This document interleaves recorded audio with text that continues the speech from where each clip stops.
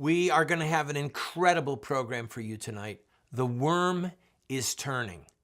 The inconsistencies, dare I say it, the lies in Professor Ford's testimony are finally coming up to the top. And we're going to play for you the whole clip of what President Trump said 2 nights ago in Mississippi. Then you decide if what he said was appropriate. I'm Randall Terry. This is Voice of Resistance.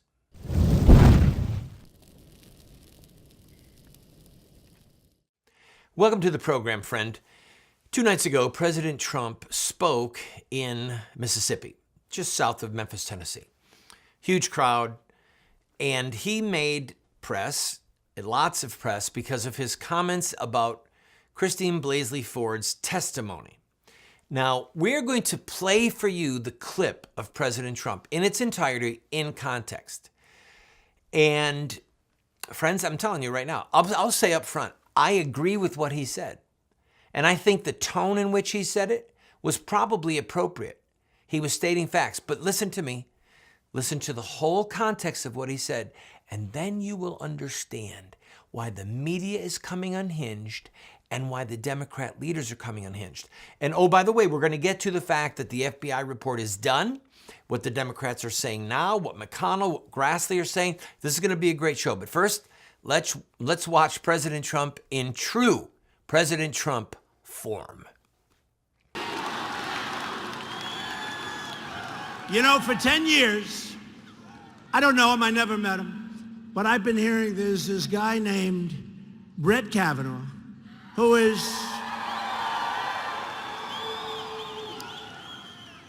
like a perfect person who's destined for the Supreme Court. I've heard that for a long time. And a lot of smart people. And first in his class at Yale, top in his class at Yale Law School. He's led like a life that's unbelievable. He's had no problems. They've never taken him out of restaurants. They've never done, this is like a person that everybody thought at the highest level on both sides. They said, someday he will be a Supreme Court judge, right? He will be a justice of the Supreme Court. And all my life, I've heard that the most important thing that a president has to do as president is the appointment of a Supreme Court justice. And I disagree. I think war, I think our military, I think peace, I think those things are, those things are pretty important, right? It's pretty important. They don't say that, but I say those things are pretty important. But I have to tell you, the appointment of a Supreme Court justice, and I looked at him, and I looked at the man that we appointed just before him, Justice Neil Gorsuch.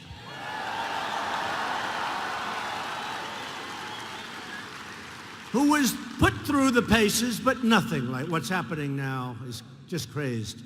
It's crazy. What's happening now, they had a gang rape, many times.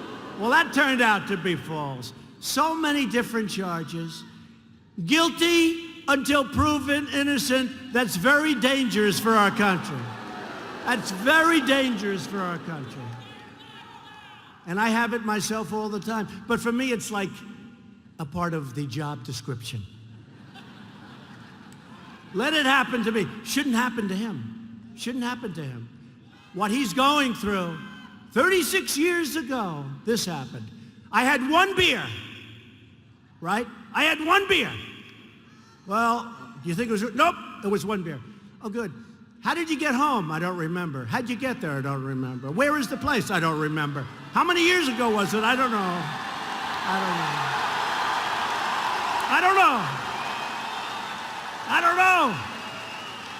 What neighborhood was it in? I don't know. Where's the house? I don't know.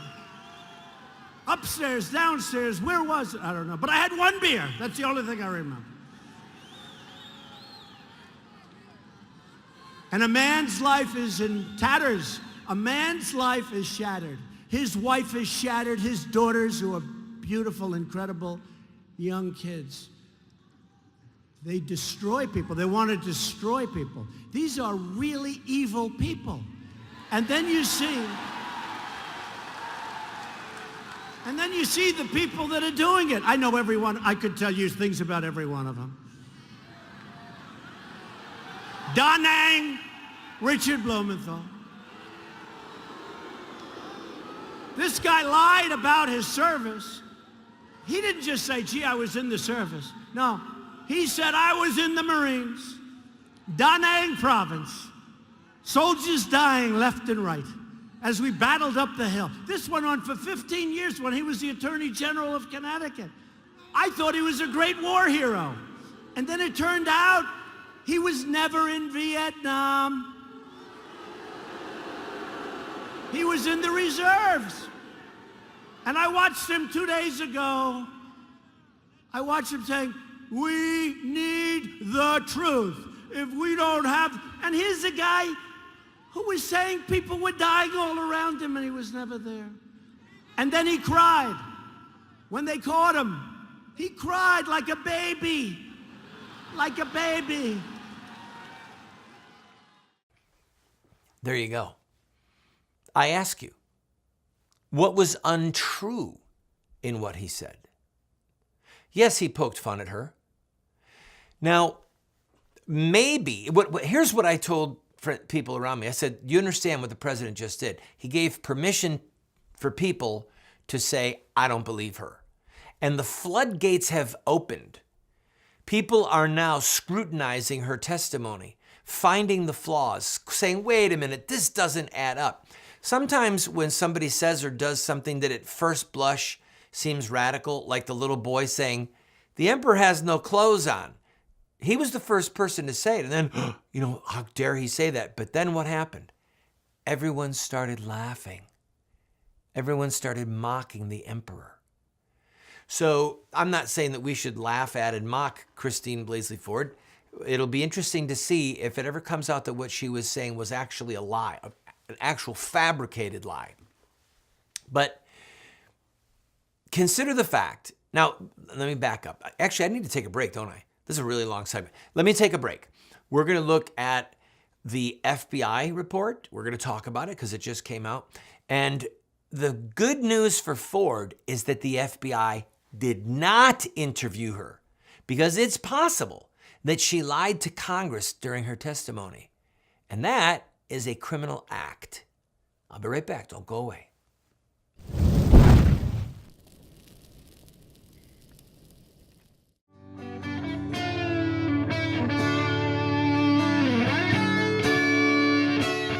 Warrior guitars. Without question, the best guitar I've ever played, heard, or seen is a Warrior. The owner of Warrior, Jay Dran, has an incredible testimony of redemption and healing. God gave him the vision to start Warrior Guitars and a passion to make the best guitars in the world. They only make about 120 guitars a year, each one by hand. Maybe one of them could be yours, or a once-in-a-lifetime gift for someone you love. The one thing that I can tell you is this is the most finely crafted guitar I have ever held. I've played a lot of guitars, I own a lot of guitars, and although the quality is exceptional on all of them, this is by far the most finely crafted instrument I own or have ever played. And I'm glad I own it. Contact my friends at Warrior Guitar. Tell them Randall Terry sent you.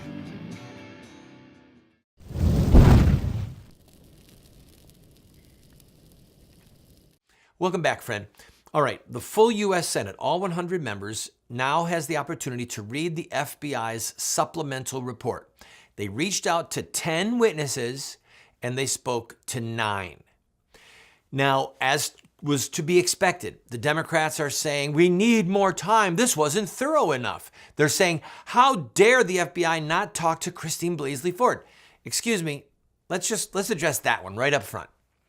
Why would they? Think about this with me. They have sworn testimony from her. Lots of sworn testimony. What is she going to say to them that she didn't already say? This is a supplemental inquiry. So they have her sworn testimony. They have her sworn statement. They have the notes from the Actually, no, I don't know if the FBI got the notes from her so-called lie detector test. But here's why it's probably a really good thing for Ford that they didn't talk to her. Because they would have put her under oath, and then they would have said, now, in your testimony before the Senate, you said that you really didn't know anything about lie detector tests, and the lawyer for the Senate Republicans asked you specifically if you'd ever coached anyone on a lie detector test or helped prepare someone, and you said no. Well, it turns out, since our last program, that one of her former boyfriends, somebody who was with her for 8 years, okay, in a long-term conjugal relationship, traveling all over the world, all right, he said that she, in fact, did teach someone, knowing her, because she was involved in psychology, knowing how to help trick, perhaps, a lie detector test. She coached someone who was going to take a lie detector test for the FBI, and the person passed, and the person became an FBI agent and now is a retired agent. She lied. She had coached someone, and that was the question. She lied. Also, about the doors. Well, let's do the fear of flying. She said she didn't want to come to D.C. because she had a fear of flying. She's since retracted that, but it was a lie. Her boyfriend said, we traveled all over the place. We took small planes. We hopped around Hawaii on small prop planes. She was lying. The business about 2 doors because of fear, needing 2 doors. Well, as it turns out, they were trying to create a little mother-in-law apartment, a little fundraising apartment, a little apartment where you could rent out a portion of the house, and you would need 2 doors to do that. And now, of course, there's the discussion that it was against the code and maybe she was breaking the code laws of her area. That's irrelevant to me. People do that kind of stuff all the time. The issue was that she wasn't telling the truth as to why she wanted 2 doors. And then the other one, she couldn't remember 2 months ago if the Washington Post reporter saw the notes from her psychologist or if she just told her about them. I can't remember. Man, that made me think, wait a minute, stop. I've been interviewed by the Washington Post multiple times, the New York Times. I know the stress of being interviewed, okay? And believe me, if I show someone, I actually let a journalist in my private email, I'm not kidding you, I had to be out of my mind to look up some so-called pro-life leader who had done some identity theft. And I said, well, he's saying blah, blah, blah. I said, it's not true. I've got emails from him to me. You want to see him? And I showed him the emails. I know when I have given people documentation. I know when I have talked to people. I know when I let a journalist look at a chain of emails. Don't tell me you can't remember if you gave someone the notes or if you just told them to him. So what President Trump's remarks did is it gave people the chance to sit back and go, wait a minute. And now people are coming forward. A classmate coming forward talking about what a heavy drinker she was in high school. The friend who she allegedly told to says, no, she never told me. So the FBI has done this supplemental investigation. And not one person that they spoke to, not one, can corroborate her testimony. 0. That's a big deal, friends. Yesterday on the news, I was listening to a story. This is not child friendly. All right, you gotta, if there's any small kids in the room, I'll tell it when I come back, give you a commercial break to get rid of them. But you want to hear this about a false accusation. Don't go away.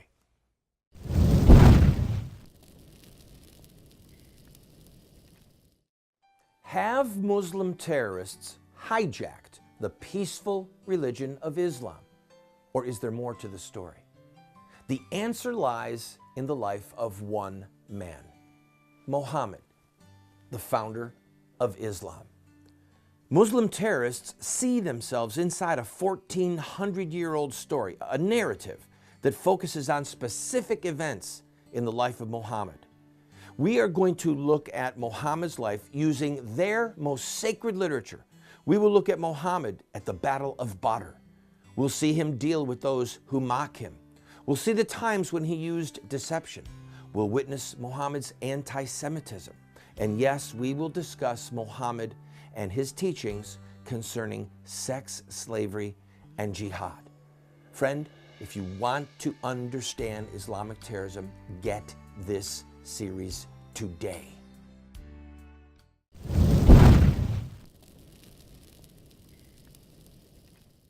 Welcome back to the program, friend. What I'm about to share with you is very sad, horrifically tragic, supremely distasteful, but it bears repeating. It was on the news here yesterday. In the 90s, there was a young girl who got pregnant out of wedlock. And she was so terrified of what her dad would do. Her dad was evidently a pretty brutal guy. She told her dad that she was raped by her boyfriend. And it wasn't true. But in the meantime, the father of the girl and the girl's brother grabbed the guy, took him in a car, took him out into a field, and castrated him. And then later on, she admitted that it was a lie. And this poor young man would have to live the rest of his life with the fruit of that young girl's lie. And it just does happen. This is not a one-off. These other so-called accusers of Kavanaugh, they're a joke. This one woman was a serial sexual predator from the reports that I've read. Or the woman was, okay? She's crazy, a crazy person. NBC News interviewed her, and the allegations just didn't stand up. But she got her moment of fame. She was able to smear Kavanaugh. So the vote is going to happen. Grassley said there is nothing in it that would corroborate anything, or not even an innuendo that Kavanaugh committed a sexual impropriety as a teenager when he was drunk. Zero. McConnell has said the same thing. Now, Feinstein is saying we need more time. Feinstein is saying that the president and the White House hamstrung the FBI and they wouldn't let them talk to Ford. What nonsense. The FBI is an investigatory arm of the federal government. They investigate. Federal Bureau of Investigation, okay? They have her sworn testimony. Now, let me pause for a second about the beauty of Dianne Feinstein. Dianne Feinstein is what the Bible calls an evildoer, okay? She is an evil, deceitful, child-killing, wretched human being, all right? Quote me on that. Please quote me on it, okay? And I'll bear testimony to that fact in the next life if I'm called upon, all right? Having watched this woman for years. She's a baby-killing maniac, baby-killing by abortion, okay? And somebody who is that evil, that sinister, will stop at nothing to keep the blood flowing. Because this is all about Roe versus Wade. You have to understand, the attack on Kavanaugh is about Roe versus Wade. That's what this is about. I've said it from square one, and I will never change my story, all right? That's an insight you can take to the bank. Not about judicial temperament. Good grief. Anyway, here's possibly the silver lining. The Republican Party, I just saw some polling data last night. The Republican Party jumped double digits. They were down almost 20 points about how important they thought the midterm election was. Now they're neck and neck with the Democrats. Republicans are going to show up in the midterm elections because they're so disgusted. But here's another really important telltale sign. Over the last weekend, all right, the GOP, the Grand Old Party, the Republican Party, just released the statistics. They raised online, okay, this is emails. They raised online over $3 million. It is the largest weekend that they have had in their history. Bigger even than when President Trump was running. And the overwhelming sentiment of people is that they were outraged and disgusted by what the Democrats have done, led by Dianne Feinstein and by Chuck Schumer, okay? These two enemies of God, baby-killing reprobates, all right? So the average American who does not give money to the Republican Party, they're giving money. You heard me the other night, if you watched the show, where I said, I can't believe I'm even talking about a party line vote. I am so against loyalty to party first. You must be loyal to principle first. I talked about it the other night because if the Democrats get control of the House or the Senate, we're in big trouble. But guess what? Dianne Feinstein and Chuck Schumer may have just handed an assured victory because the polling data is coming out now. And what President Trump did in Mississippi is not hurting the Republicans, it's energizing them. And as the inconsistencies in Ford's testimony come forward and her lack of credibility is starting to come forward, it's taking the wind out of the Democrats. There has been a true concern that the Republicans would lose the House or the Senate or both. And it's possible that Dianne Feinstein and Chuck Schumer, to repeat myself, and Nancy Pelosi have just guaranteed that they will be trounced once again. I hate to think of what this country would become if these godless enemies of righteousness and freedom are in control. Friends, look at how evil they become in their behavior, in their sentiments, at what they're after. Do you want the country in control of people like that? I'll be right back.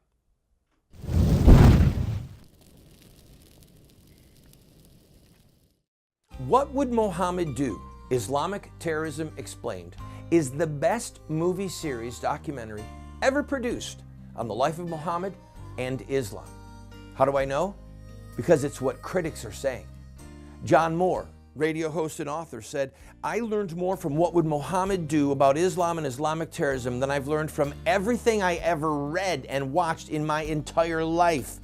Best-selling author Dr. Bill Warner said, What Would Mohammed Do is the best movie series, TV production on the life of Muhammad and Islamic terrorism that has ever been produced. Friends, this is what the experts are saying. No one has ever done what we've done. I encourage you to get 1, 2, 4 copies. Call 304-289-3700. That's 304-289-3700, or order it at the address or the website that you see on the screen. Friend, we have a series that will help you and those you love to have an impact on this country. It's called Insurrecta Nex. That's Latin for revolution against the killing of innocent people. This is the history, the philosophy, and the theology of social revolution in America. We will send you this 14-part TV series along with these manuals for students, a teacher's facilitator guide for only $40. Go to 304-289-3700, 304-289-3700.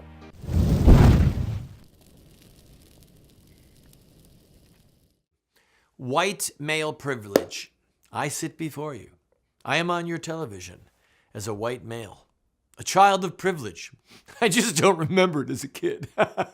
So one of the things that you're seeing right now is Democrats on CNN, MSNBC, and Fox, because people like Carlton Tucker will have them on, who will say to you that Kavanaugh almost crying, Kavanaugh being outraged, is a sign of white male privilege. I can't figure out what they're talking about. I literally don't understand the argument. I've listened to it. In some arguments I can understand. This one is so ludicrous, I can't even understand it. But be that as it may, my understanding or not, here's what I want you to have as a takeaway. They're deceivers and they're racists. The people who are playing the race card, whether it's Snoop Doggy Dogg, who's the black rapper who was mocking Kanye West for standing up for Trump, whether it's Snoop Doggy Dogg as a black and African-American man, he's a racist. When you have white people playing the race card on television, they are stoking racial fires for their political agenda. They are the ones, when you attack somebody who's white based on the color of their skin, that's racism. Okay? End of story. How can people be so blind as to not see it? So the thing I just want you to put in your brain, just have it logged there. When I hear the word race brought up, it's by a racist. When I hear the word race brought up, a white man, it's by a racist. When you hear somebody talking about the color of someone else's skin and their politics together, they're a racist. What did I just say? Go ahead, say it back to me. They're a racist. I'll see you next time.